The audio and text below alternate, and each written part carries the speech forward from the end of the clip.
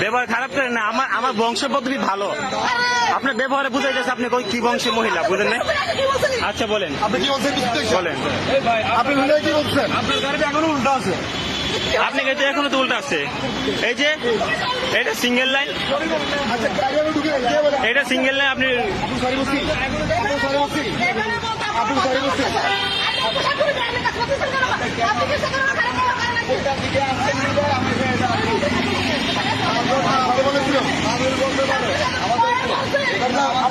উনি কি বলছে?